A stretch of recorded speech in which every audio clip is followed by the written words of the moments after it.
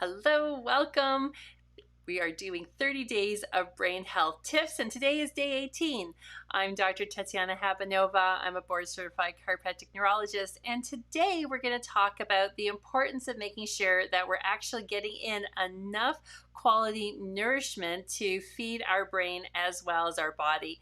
Our brain is an organ like every other organ in our body, and it requires a certain amount of nutrition to help it run on a cellular basis for your brain to support cellularly all the aspects that it needs. And we need to make sure that we're actually fueling and giving ourselves enough of the needed nourishment.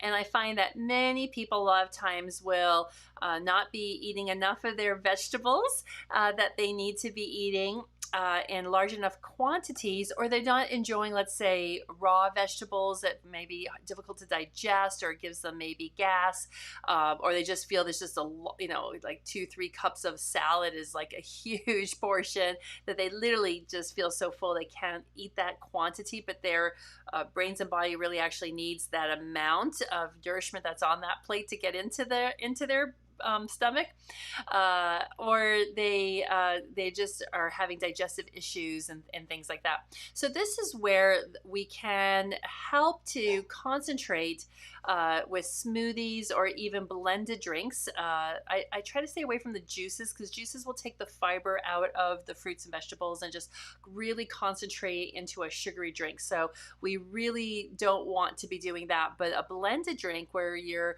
actually like using, like, say, a Vitamix or a NutriBullet or something like that, where you are keeping the fiber in the vegetables, can be very, very beneficial, obviously, for the gut biome, and the fiber itself is useful, but also just being able to densely pack smoothies. Let's say they're maybe more like a protein smoothie, or more cold, or even if it's more of a blended liquid where it's more of a soup, right? So you can maybe make more of like a creamy based broccoli soup, or various vegetable soups like that. So it can be a warmed blended drink as well, or consumed like a soup.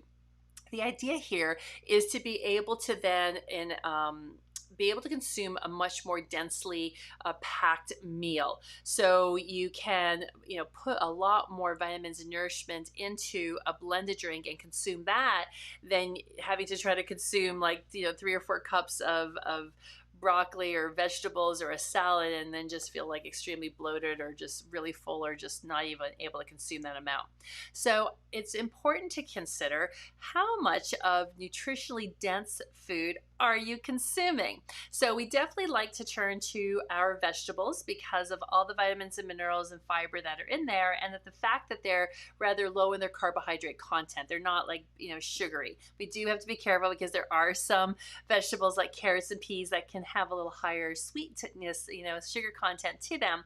But generally they're going to also be balanced out with a lot of the fiber and minerals. So if you are doing any types of smoothies, making sure they're just not sugary drinks where they're just all fruit smoothies with even though blueberries and strawberries, the berries are very good, but you got to be careful that you're not making a smoothie that's just a big sugary drink. Yes. So go ahead and think about how can you increase more nourishment into your diet. And for some people, that might be actually eating a little bit more in terms of just maybe they're just not consuming enough good quality food. Okay, so maybe making some shifts there.